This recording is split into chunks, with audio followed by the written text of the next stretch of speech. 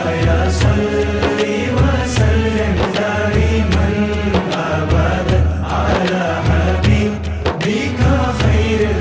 باللہ من الشیطان الرجیم، بسم اللہ الرحمن الرحیم۔ السلام علیکم۔ قائم ٹی وی کینیڈا کے پروگرام دعائے خلیل نوید مسیحہ میں میں آپ کا میزبان سجاد شاہ جی۔ ناظرین، ربیع الاول کا پربہار مہینہ چل رہا ہے۔ یہی وہ مہینہ ہے جس میں رسول اکرم کی ولادت باسعادت ہوئی، اور اس پروگرام میں ہماری رہنمائی فرما رہی ہیں، کسی تعارف کی محتاج نہیں ہیں، ذاکرہ اہل بیت پروفیسر شائستہ زیدی صاحبہ۔ آپ کی گفتگو سے ہمیں پتہ چل رہا ہے رسول اکرم کی زندگی کے وہ اسرار، آپ کی وہ مشکلات جو آپ کو دین اسلام کی تبلیغ کے دوران میں پیش آئی۔ سب سے پہلے تو آپ کو اپنا سلام پیش کرتے ہیں۔ السلام علیکم، کیسی ہیں آپ؟ وعلیکم السلام۔ طبیعت ٹھیک ہے؟ بسم اللہ الرحمن الرحیم، بس دعا ہے۔ ماشاءاللہ۔ کل ہم نے گفتگو یہاں تک پہنچی ہماری پچھلے پروگرام میں کہ رسول اکرم نے اپنے نمائندوں کو مختلف شہروں میں، خصوصاً یثرب جو اس وقت مدینہ نہیں تھا، یثرب کہلاتا تھا، یثرب بھیجا۔ تو یہ بتائیے گا کہ یہ چیزیں مکے کے ان مشرکین سرداروں سے بھی، کافر سرداروں سے بھی چھپی نہیں تھی، انہیں بھی کسی طور پر پتہ چل رہا ہوگا؟ سب کو پتہ تھا کہ لوگوں کی ذہنیت بدل رہی ہے۔ تو انہوں نے کس کس طریقے سے رسول اکرم کے اوپر اس چیز کا ری ایکشن دکھایا، جس میں معاشی بائیکاٹ بھی آتا ہے؟ اس پہ بھی روشنی ڈالیے گا، یہ بہت اہم ہے۔ راستے میں کانٹے بچھائے گئے، بالکل، اونٹ کی اجھڑ کے ان کی گردن پہ رکھی گئی، باقی ہر طرح سے ان کی ایکٹیویٹیز کو محدود کرنے کی کوشش کی گئی، اور ان کے ظاہر اصحاب نے جو بھگتا ہے یعنی وہ واقعی کتاب میں سے وہ ذکر پڑھا نہیں جاتا۔ اور پھر سب سے جو اہم بات تھی کہ بھائی اس کی وجہ کیا تھی؟ ٹھیک، ہاں، کہ اس کی وجہ تھی کہ یہ جو ہے نا کلمہ لا الہ الا اللہ، یہ ایک پورے نظام کی تبدیلی کی دعوت دے رہا تھا۔ صحیح۔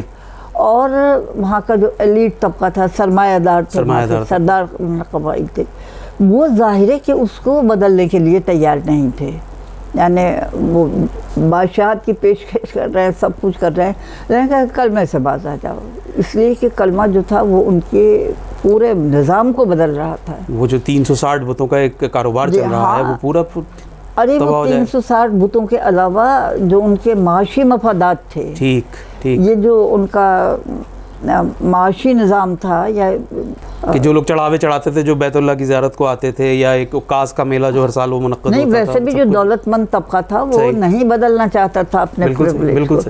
سرمایہ دار طبقہ جو تھا آج کی طرح، آج بھی جیسے نہیں چاہتا، آج کا تھا، یہ جو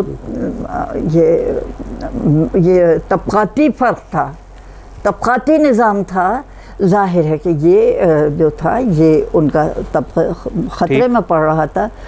اور کلمہ لا الہ الا اللہ کا مطلب قیام عدل ہے، بے شک، جیسے کلام پاک میں کہا گیا، بھائی ہم نے بھیجا اپنے رسولوں کو بینات کے ساتھ، ٹھیک، اور کتاب اور میزان دے کر تاکہ لوگ انصاف قائم کریں۔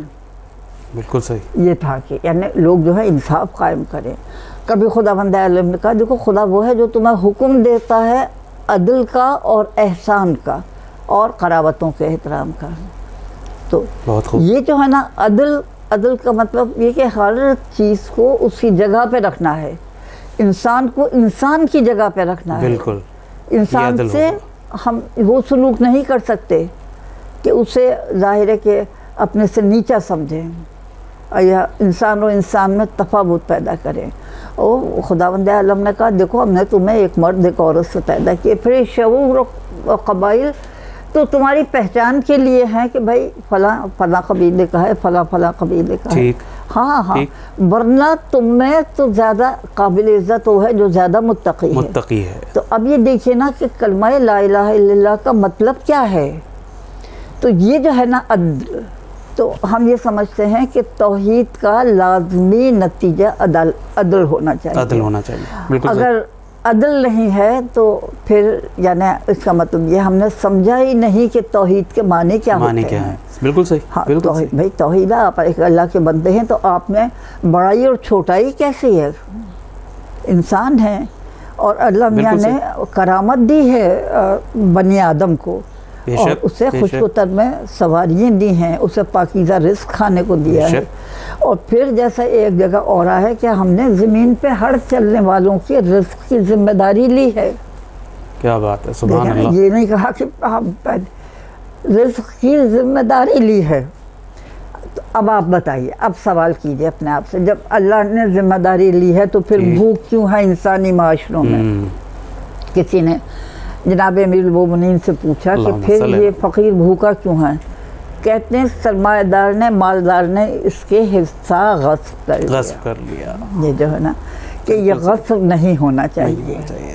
تو ظاہر ہے جو غاصب تھے تو وہ تو میں ہلچل مچی جائے گی. ہاں، تو یہ جو ہے نا قیام عدالت، یہ جو ہے یہ روح ہے اسلام کی. بالکل ہے. ہاں ہاں. اچھا، بڑا سخت بائیک آؤٹ ہوا بنی ہاشم کا. جی، سوشلی بڑا سخت بائیک آؤٹ ہوا. ہاں ہاں ہاں. اور بھائی بنی ہاشم کے لیے تو ان کا ہم نہ ان سے رشتے کریں گے نہ لین دین کریں گے. تو اب جب اس طرح سے معاشی بائیکاٹ ہوا بنی ہاشم کا، تو اب پھر حضرت ابو طالب ظاہر ہے کہ اس زمانے میں ہیڈ آف دا فیملی تھے. انہیں یہ خیال ہوا کہ جب اس طرح سے یعنی ہم لوگوں کو مارنے کی ترکیب ہو رہی ہے، تو مارنے کی ترکیب ہے کہ ہم لین دین نہیں کریں گے، تم کچھ نہیں خرید سکتے، ہم کچھ نہیں بیچیں گے.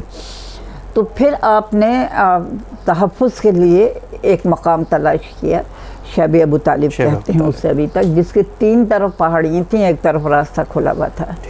تو آپ نے یہ سوچا کہ اس ایک راستے کی حفاظت کر لی جائے گی، باقی 3 طرف سے تو یہ محفوظ ہے. اور لوگ جو تھے وہ وہاں منتقل ہو گئے. اور دیکھیے ہم شب ہجرت کا ذکر کرتے ہیں، جناب امیر المومنین کس طرح سے بستر رسالت پر سو گئے. یہ دیکھیں، یہ ایک رات کی بات نہیں ہے، مسلسل 3 سال کی بات ہے. بالکل، کہ ہر رات کو حضرت ابو طالب جس بستر پر جناب رسالت مآب صلی اللہ علیہ وآلہ وسلم سوتے تھے، آدھی رات کے بعد وہ بستر بدلوا دیا کرتے تھے اور اس پہ اپنے کسی بیٹے کو سلاتے تھے. واہ، کیا حفاظت ہے. ہاں، اور وہاں پر یعنی حضرت ابو طالب بھی موجود ہیں، صحیح، اور ان بیٹوں کی ماں بھی موجود ہے. ہاں، اور دیکھیے یعنی یوں لگتا ہے کہ جیسے ہر شب حضرت ابو طالب ایک فدیہ پیش کر رہے ہیں. کیا کہنے، ہاں کیا کہنے، کیونکہ ہر رات خطرہ تو موجود ہے. ہاں ہاں ہاں، خطرہ تو موجود ہے. اور شب ہجرت حضرت ابو طالب تو نہیں تھے، لیکن ظاہر ہے ان کی ماں موجود تھیں.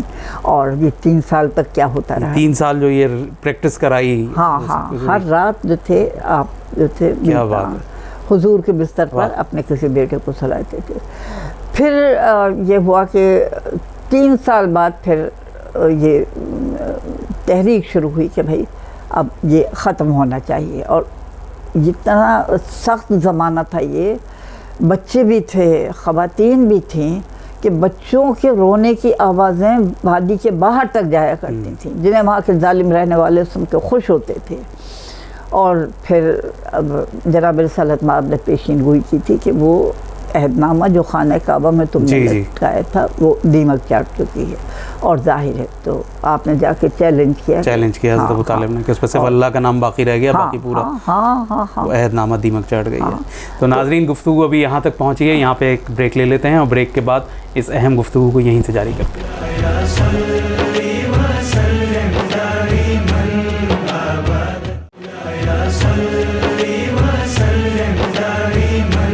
بریک سے واپسی ہو گئی ہے اور اب گفتگو کو وہیں سے جوڑ رہے ہیں کہ رسول اکرم نے حضرت ابو طالب علیہ السلام کو بتایا کہ مکے کے سرداروں نے جو ایک عہد نامہ لکھا تھا بنی ہاشم کے بائیکاٹ کا، اس کو دیمک کھا گئی ہے اور اس پہ صرف اللہ کا نام باقی رہ گیا ہے.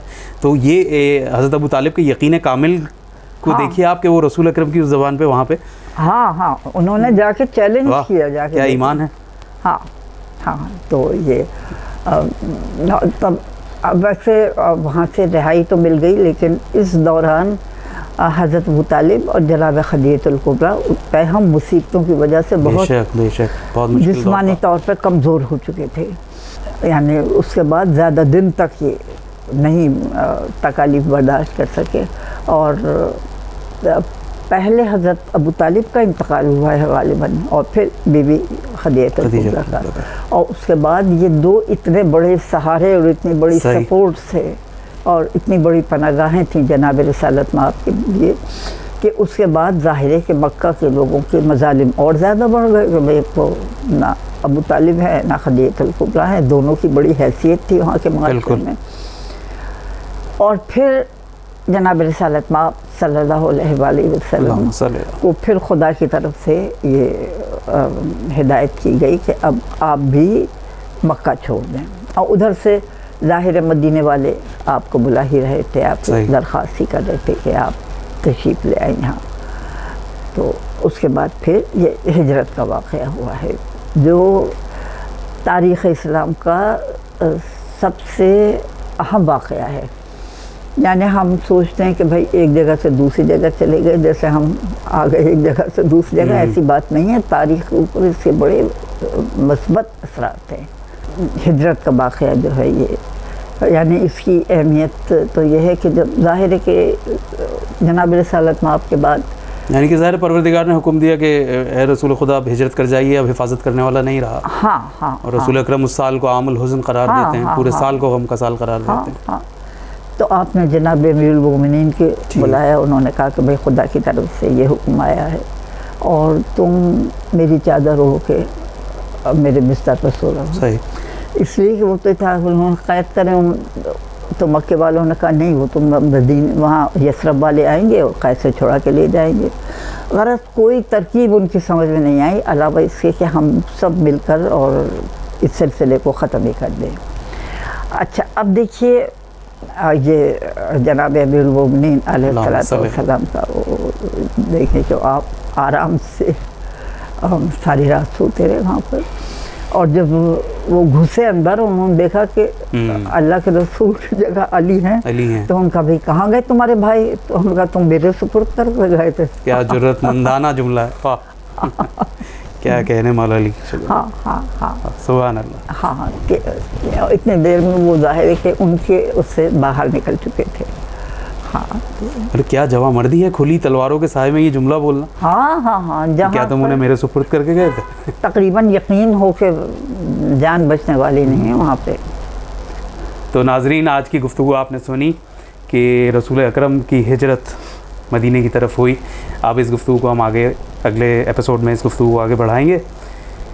چلتے چلتے بس اتنا کہیں گے، مدینے کی طرف جاتے ہوئے گھبرا رہا تھا، جلال ایسا کہ دل سینے سے نکلا جا رہا تھا.